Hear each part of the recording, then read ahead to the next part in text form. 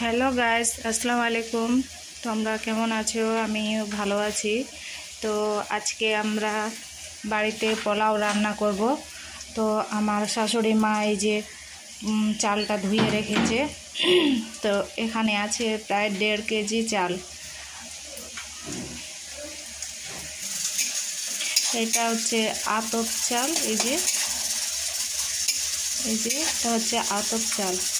তো এখানে আমরা চালটা রেডি করে রেখেছি ধুয়ে। আর এই যে আমার শাশুড়ি মা এখানে পেঁয়াজ ভাজছে। তো এই কড়াইতে প্রথমে চালটা ফ্রাই করে নেবে, তারপরে হাঁড়িতে রান্না করবে। তো এই যে এখানে পেঁয়াজটা ভাজছে। আর এই দিকে মাংস রান্না করছি, খাসির মাংস। তো গাইস, এখানে মাংসটা প্রায় হয়ে আসছে, সিদ্ধ করে নিচ্ছি প্রথমে, তারপরে কড়াইতে কষে নেব মাংসটা। কারণ যে এটা মানে ফ্রিজে ছিল কাঁচা মাংস, তাই। আর এটাই যে পোলাওর জন্য হাঁড়িতে জল গরম করেছি। এটা জল গরম হয়ে গেলে এই জলটা পোলার মধ্যে দিব, সেই জন্য এখানে জল গরম করছি। জলটা হয়ে গেছে গাইস। এই যে পেঁয়াজটা ভাজা হয়ে গেছে, আমার শাশুড়ি মা পেঁয়াজটা তুলে নিয়েছেন। এবার এই যে এখন চালটা এখানে ফ্রাই করবেন। এই যে চালটা তেলে ফেলছেন। তো এই যে চালের মধ্যে কয়েকটা তেজপাতা ফেললেন। এবার আর আগে থেকে যে গরম মশলা, যেটা এলাচ লং, ওগুলো আগে থেকে দিয়ে দিয়েছিলেন। এখন তেজপাতাটা দিলেন। এবারে চালটা ফ্রাই করবেন, তারপরে এটাতে। এইদিকে আমার দেওরটাও চলে আসলো স্কুল থেকে, এই যে স্কুল গিয়েছিল। তো গাইস, এই যে হাঁড়িটাতে পোলাওটা রান্না করবেন।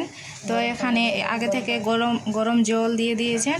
এবার এই চালটা এই জলের মধ্যে ঢালবেন।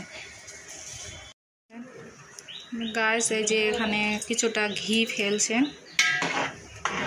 ঘি দেওয়া হয়ে গেল। তারপরে এই যে লবণ দিচ্ছেন, স্বাদ অনুযায়ী লবণ। তো গাইস, এই যে সিদ্ধ করার জন্য কিছুক্ষণ রেখে দিয়েছেন ঢাকনা দিয়ে। তো আমরা কিছুক্ষণ ওয়েট করছি, তারপরে আবার ফিরে আসছি। তো গাইস, এই যে মাংসটা আমি কড়াইতে ঢেলে নিয়েছি। এবার আমি কষতে দিলাম। এটা আমি এখন কষে কষে তারপর নামিয়ে নেব।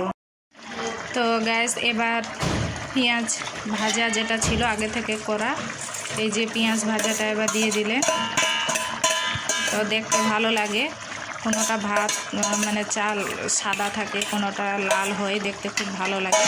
তো আমরা এখানে বেশি কিছু করিনি, সিম্পল পোলাও রান্না করলাম বাড়িতে খাওয়ার জন্য। তো এই যে এবার এটা মিক্স করে নেবেন। তো গাইস, এই যে আমার শ্বশুর মশাই বাজার থেকে এগুলো বাজার নিয়ে এসেছেন। এটা হচ্ছে টোস্ট, এটা হচ্ছে ভিন্ডি, আর এটা হচ্ছে ডাঁটা, আর এটা হচ্ছে আরেকটা কি এনেছে, চানাচুর, মিষ্টি চানাচুর। এগুলো শ্বশুরমশাই এখন বাজার থেকে নিয়ে আসলে। আর এইদিকে যে মাংসটাও হয়ে গেছে। এখন আমরা স্নান করে খাওয়া দাওয়া করব। তো বন্ধুরা, আমার ভিডিওটা কেমন লাগলো, রান্নাগুলো কেমন লাগলো অবশ্যই কমেন্টে জানাবেন। আর সাবস্ক্রাইব করতে ভুলবেন না। পাশে থেকো। বাই।